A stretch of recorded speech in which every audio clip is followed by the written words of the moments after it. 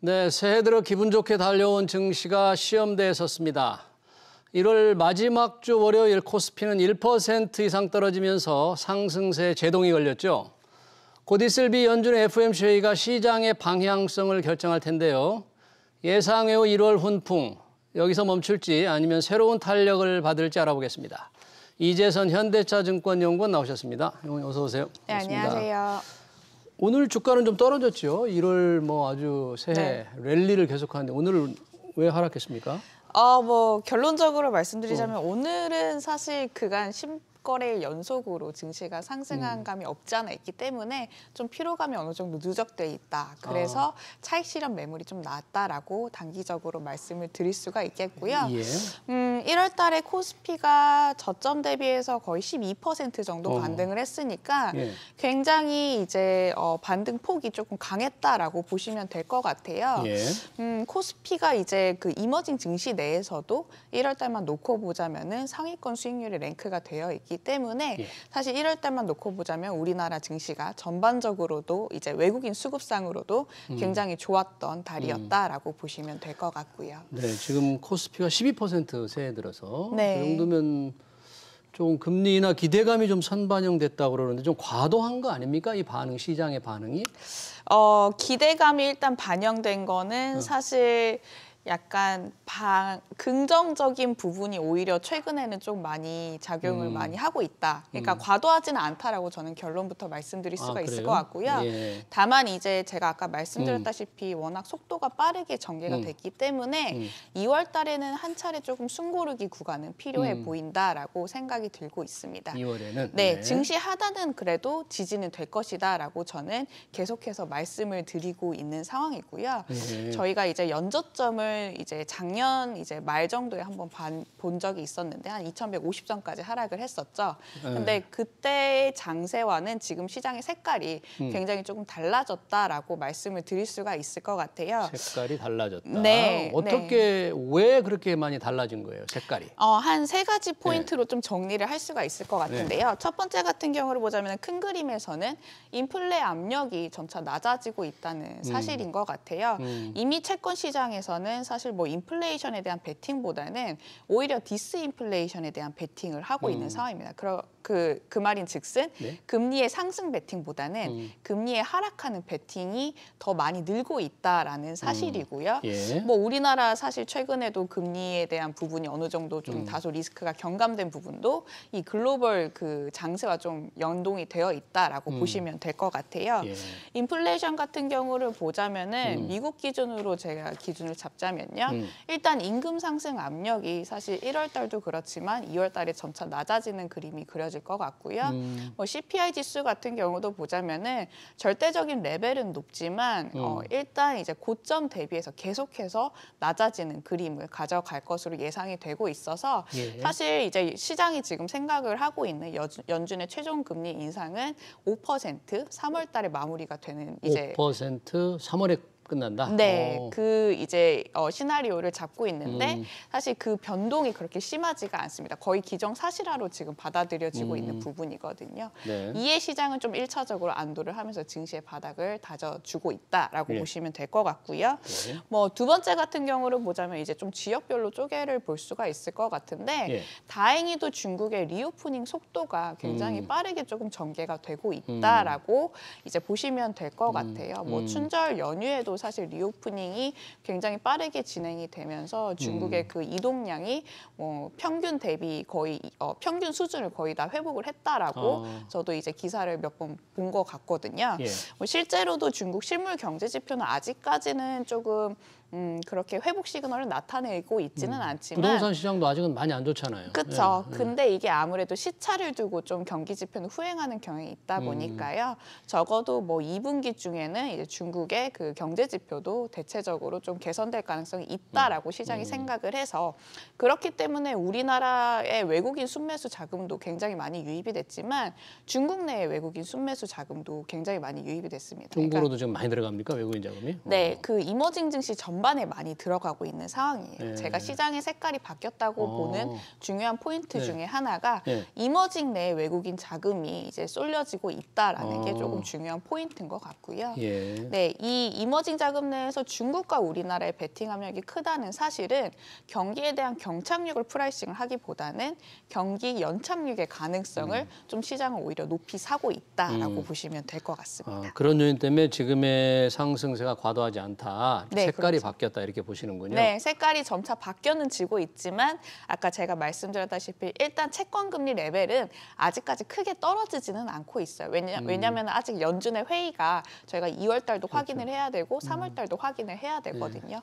그래서 채권 금리 레벨이 떨어지기 시작한 이제 순간부터 이제 또 보자면은 증시의 색깔이 지금 같은 분위기를 계속해서 연장시킬 수 있는 좀 요인으로 작용을 할 수가 있을 것 같고요. 작년 말까지만 해도 올해 시장 예상할 때 상저하고 그랬잖아요. 네. 원세 그렇게 많이 바뀌었어요. 그렇게 예상을 잘 못했어요. 근데 사실 지금 레벨이 상저일 수도 있습니다. 지금 레벨이? 그렇죠. 네. 왜냐면은 저도 이제 연간 전망을 냈지만 증시 상단을 한 2,600선으로 잡았거든요. 네. 저도 상저하고를 이제 연간 전망으로 이제 예상을 했었는데 기존 경로를 저는 유지를 하고 있는 상황입니다. 뭐 중간중간에 조금 울퉁불퉁한 장세는 있을 수가 있겠지만요. 큰 그림으로 보자면은 우리나라 증시는 결론적으로 수출 증가율과 동행을 하게 됩니다. 수출 증가율? 네. 근데 지금 수출 증가율은 아직 1월 달 기준으로 보면은 마이너스권을 유지를 하고 있는 상황이거든요.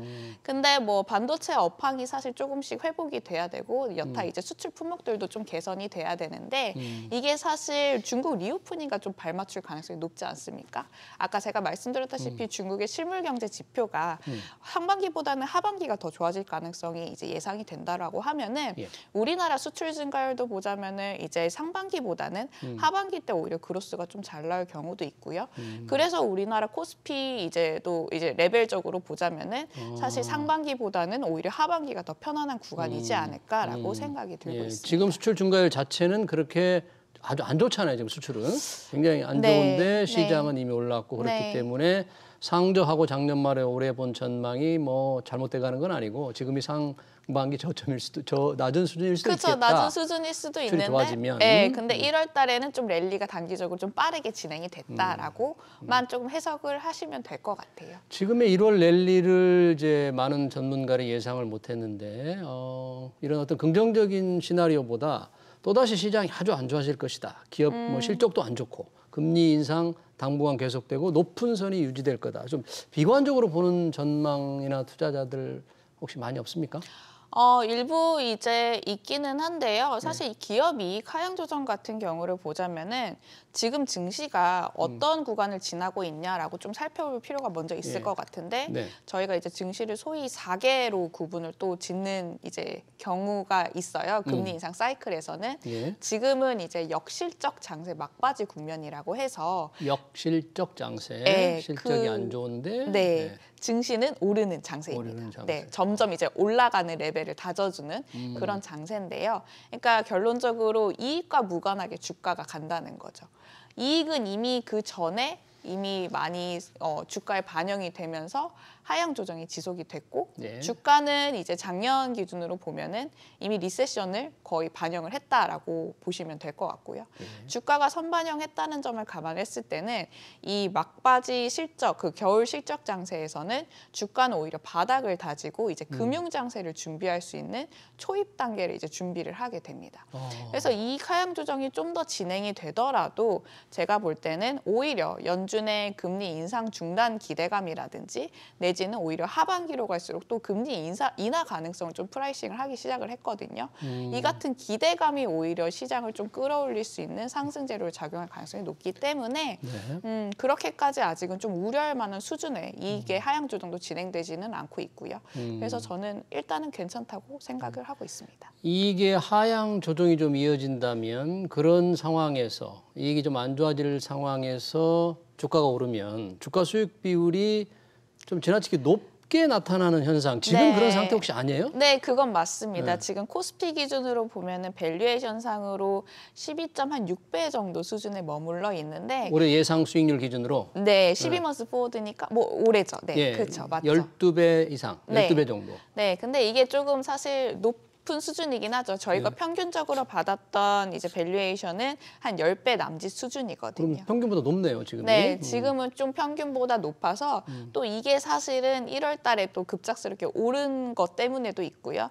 IT 기업들의 이익 바닥 다지기가 아직까지는 나타나고 있지 않은 점도 사실 좀 밸류에이션 부담을 높여주는 요인이라서 사실 2월 달에는 이 부분에 대해서도 좀 더 점검을 해야 될 필요는 있을 거는 같아요. 예. 근데 이 밸류에이션이 높다라고 해서 주가가 또 못 갈 수 있는 요인은 사실 그렇게까지는 크지만은 않을 것 같은데 아까 제가 말씀드렸다시피 이 그 역실적 장세 구간에서는 밸류에이션보다는 이제 내년에 대한 기대감 오히려 내지는 그 연준이 그래서 뭘 할 것인가에 대한 좀 완화적인 좀 기대감으로 사실 증시가 올라가는 경우가 이제 있기 때문에 예. 좀 그런 부분을 반영을 할 것이라고 생각이 들고 있고요.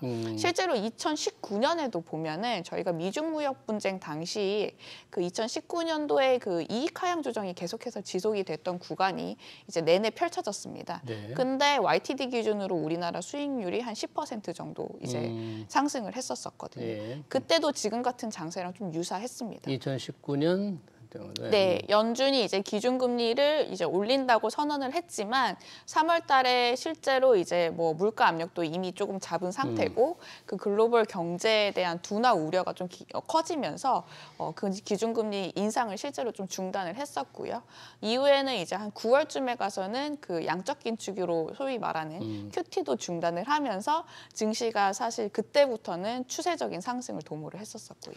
지금 우리 시장으로 외국인들이 많이 들어오고 있는데 아까 말씀하신 대로 중국의 어떤 경기 회복, 좀 중국 수출 기대감을 가지고 있다고 하지만 현재 우리 경제 상황은 오히려 미국보다 지난 4분기는 안 좋았잖아요. 네.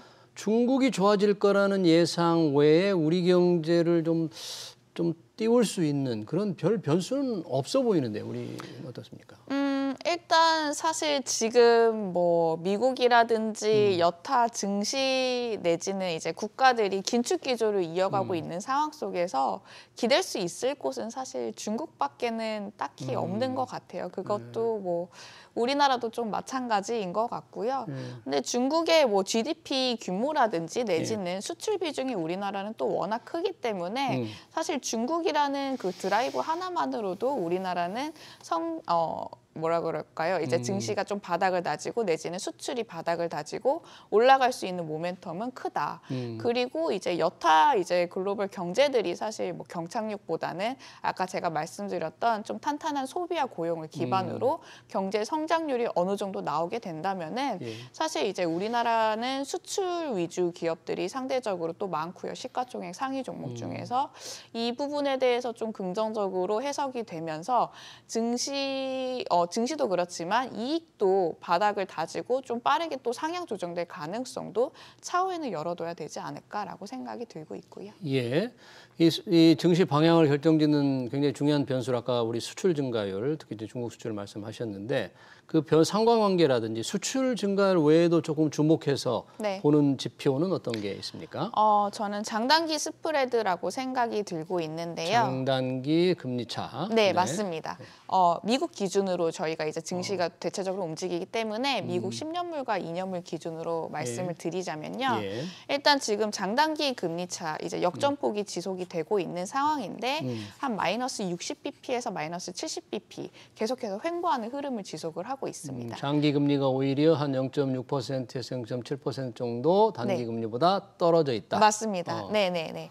11월 달부터 또 이제 장기 금리가 단기 금리 대비 하락폭의 속도가 컸어요. 그래서 장단기 금리 차가 이제 축소폭이 이제 컸던 건데 이게 사실 2년물 금리가 빠르게 떨어지면서 이 축소폭이 이제 점차 이제 조금 갭을 메우면서 올라가는 그림이 나타나야 된다라고 생각이 들고 있고요. 예. 그렇기 때문에 2년물 금리가 통상적으로 미국의 기준 금리와 거의 이제 유사한 이제 그 상관관계를 보이잖아요. 네. 그래서 연준의 연준의 스탠스가 계속해서 중요하다고 말씀드리는 이유가 2년물 금리가 먼저 추세적으로 조금 떨어지는 시그널이 보여야지만 사실 이 금리 레벨에 있어서도 역전폭이 부담이 좀 덜할 수가 있겠고요. 네. 증시가 이제 과거 경험상 추세적인 상승을 도모할 수 있었던 궁극적인 그 트리거 포인트 중에 하나는 채권 시장 내에서 2년물 금리가 먼저 좀 떨어지면서 이게 발생을 했기 때문에 예. 이게 좀 중요한 시그널이다라고 계속해서 말씀을 드리고 있습니다. 지금 아직 그 시그널, 2년물 금리의 하락 시그널은 아직 지금 잘 안 보이는 겁니까? 네, 고점은 찍었지만요. 고점은 작년 말에 한 4.6%를 찍고 점진적으로 지금 내려오고 있기는 했거든요. 예. 근데 12월 달 이후로 사실 4.1% 레벨대에서 거의 움직여지지는 않고 있습니다. 네. 네, 그래서 연준이 좀 증빙 서류, 그러니까 지금 말하자면은 뭐 파월의 인터뷰라든지 내지는 점도표를 통해서 2023년 기준금리 중앙값이 낮아지는 거를 이제 확인시켜주는 그 그림이 사실 시장이 조금 더 환호할 수 있는 재료 중에 하나일 것 같다라고 생각이 들고 있고요. 그런 신호가 나오면 이 2년물 금리도 확실하게 좀 떨어지는 추세로 돌아서면서 시장에 어떤 임팩트를 줄 거다 그런 네, 얘기네요. 맞습니다. 네네. 그런 걸 좀 기다려봐야 될 것 같고요. 네. 그런 상황이 올지 안 올지는 좀 모르겠습니다만 우리 시장으로 돌아와서 올 한 해 이제 뭐 상저하고가 됐든 어떤 그림을 그리든 좀 주목을 받을 업종이라든지 좀 관심을 끌 업종 이런 건 어떤 게 있을까요? 저는 이제 그 메인 업종과 순환매 업종을 이제 두 분류로 해서 조금 나눌 수가 있을 것 같다라고 예. 생각이 들어서 2월 전망 자료도 관련해서 썼었는데요. 일단 IT 업종이 상대 성과는 연중해서 계속해서 좋을 거는 같아요. IT. 네, 예. 이미 이익 하향 조정이 가장 먼저 가파르게 진행이 됐고 최근에 이제 증시 스타일상으로 보자면은 이익 하향 조정이 먼저 진행이 됐고 가파르게 진행된 업종들이 사실 지금 반등 그 폭이 상대적으로 좀 크게 나타나고 있습니다. 예. IT 업종이 1월 달에 수익률 주가가 좋았고요. 그 외에도 뭐 철강 업종이라든지 내지는 뭐 금융 업종은 사실 뭐 이익은 어느 정도 부담은 낮지만 일단 PBR이 너무 낮기 때문에 저 PBR 관련주가 한번 순환매 장에서 좀 상대 성과가 좋았었고요. 예. 그 다음 순으로 보자면은 저는 조금 그 순환매적인 측면에서는 IT를 일단 메인으로 잡고요. 예. 일단 순환매적인 측면에서는 그 저 PBR주 다음에 어느 게 먼저 갈 것이냐라고 봤을 때 일단 금리에 대한 레벨이 이제 부담이 점차 낮아지는 그림이 향후 그려질 것 같아요. 네. 그래서 이제 성장주, 특히 이제 대형 성장주 관련해서 조금 주목을 해보자라고 계속해서 말씀을 드려지고 있고요. 예. 1월 달만 놓고 보면은 미국의 실질 금리는 사실 조금씩 떨어지고 있는 상황입니다. 네. 근데 성장주가 가치주 대비해서 아웃퍼폼할 때가 어느 때냐라고 봤을 때 실질 금리가 고점을 잡고 추세적으로 떨어질 때 아웃퍼폼을 한다라고 보시면 될 것 같거든요. 근데 1월 달은 사실 뭐 성장주들의 성과도 나쁘지는 않았지만 뭐 IT라든지 여타 업종 대비해서는 사실 상대적인 그 성과 수익률이 조금 부진했다라고 보시면 될 것 같고요. 네.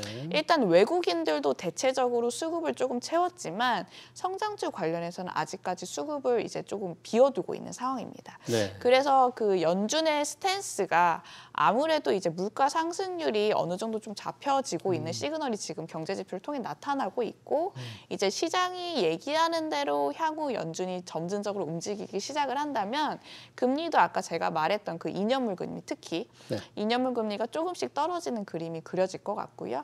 2년물 금리에 또 민감한 게 성장주이기 때문에 성장주 위주로 로테이션이 이제 2월 달 내지 3월 달에는 좀 높아질 그 로테이션이 이제 전개될 가능성이 높아질 수도 있겠다라고 저는 얘기를 드리고 있습니다. 메인은 이제 IT고 순환매적으로 볼 때 대형 성장주 주목할 필요가 있겠다 그런 얘기네요. 네. 네, 잘 들었습니다. 주간 증시 전망 이재선 현대차증권 연구원이었습니다.